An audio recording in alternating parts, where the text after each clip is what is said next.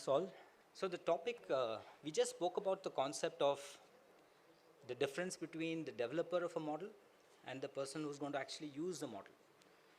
Now, this particular talk is going to take you into the concept of you have data, which is important for model training. But most importantly, you also need to understand that for you to empower the data, you also, for machine learning training, you also need to keep in mind a critical element of privacy. So today's talk will talk about that. Okay, to make the talk a little more interesting, I'm going to take a case study and I'll explain it very briefly to you. And so there's a startup in Bangalore and they've developed this interesting capability for analyzing X-rays. Their passion was during the COVID, they would wanted to make that process a little bit easier so that you give the X-ray, the AI would kind of give you a diagnosis and so on. Now they were very passionate about it, they built these models, they built a small model and so on. And now the question comes up is this startup has to scale. They have to basically take it to a larger market, people have to use it, and of course the benefit of AI. Now, this is just a very simple representation. You have lots of data. For you to train your model, you have lots of X-rays. In this particular case, we're taking COVID, we're taking chest X-rays. You need lots of data that needs to come from some source. Many a times we use a lot of open data sets and open sources. And then you build your network model, and then of course, then you get the outcome, whether it is an infection or not an infection, a typical scenario.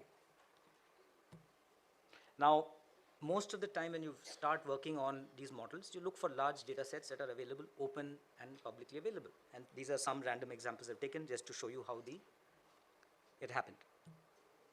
Now, the problem for this startup is for them to scale, they need lots of data. They not only need lots of data, they also need lots of tagged high quality data. So there is an asymmetry that's existing. So on the bottom side, you have the startup. And for the startup to be able to build and scale their model and make it more and more relevant, they need more data. And they've trained it on public data sets, maybe 10,000, 50,000, whatever that you get access to. On the other side, you have hospitals, you have clinics, and all of these different ecosystem players who have lots of data. But at the same time, they are not able to give that data across to the startup because of straightforward privacy-related challenges. Now, if this startup has to scale and become really relevant, there's a big problem. There is no connection. As you can see, it's broken. So you have on the top side what we call as a partner, training data partner, which means a provider. That means who's the person who's going to give me the training data, good label data, tag data. And on the bottom side, I have a startup who has all this intelligence and technology, and they know how to build high-quality models. Now, how do I link these two?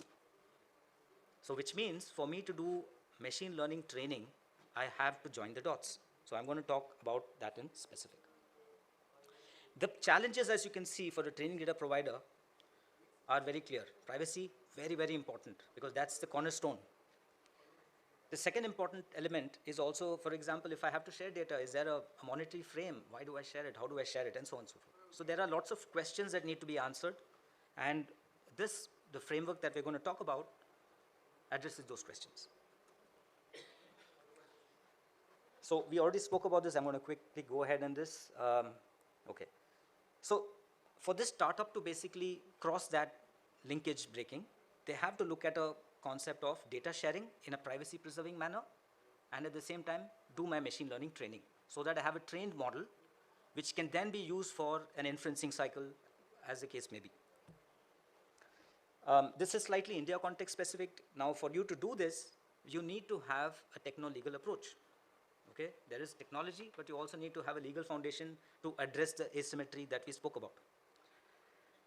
There are principles, which is called as the ADEPS principles, which are very important. I'm not going to read it out, but it talks about accountability, democratized, evaluability, privacy by design, transparency, and secure. Now, if you have these principles working for you, and you have a framework that supports all of this, then it means that technically you have the startup can actually go ahead. I'm going to go, yeah.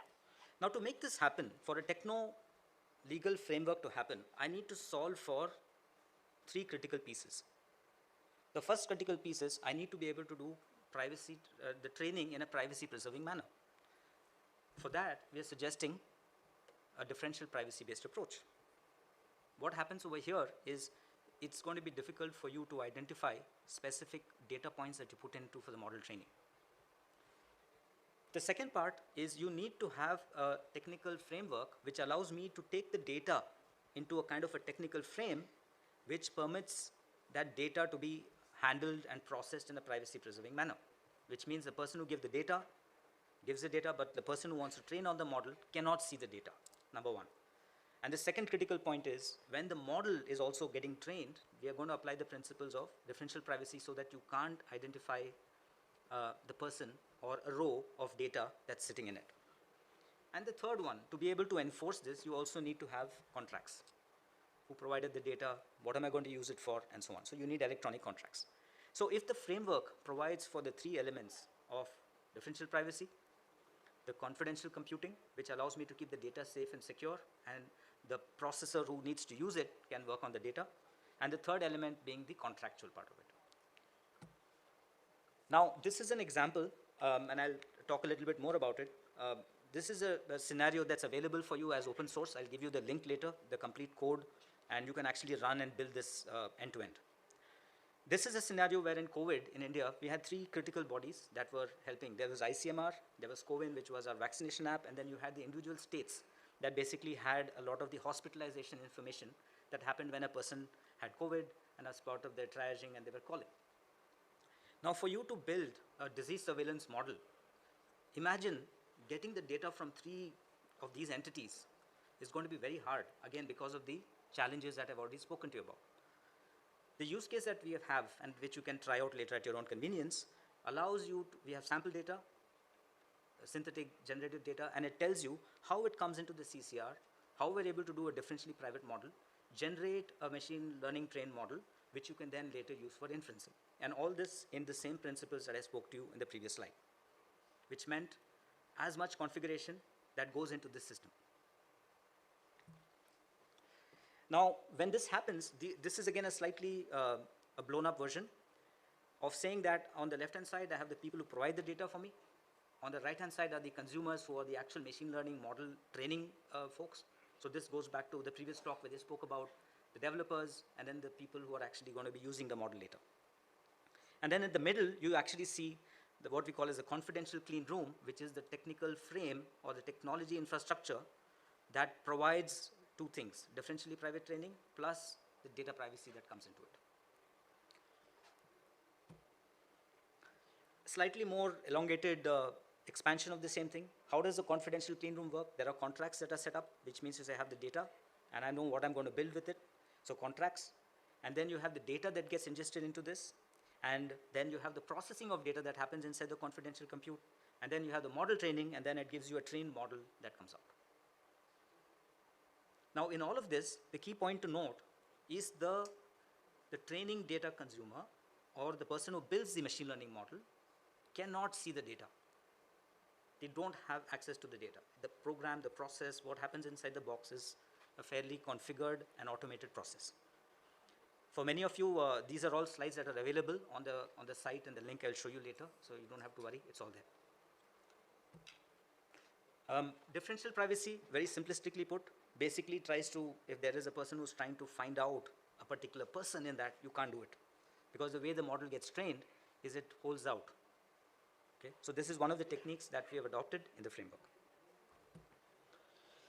Confidential compute, just to talk a little bit, is an infrastructure, and it's provided by most of the tech providers. But this provides you a secure computing environment. It's a secure place where you can work on it, and it's also a scalable platform where you do this. This talks about contracts.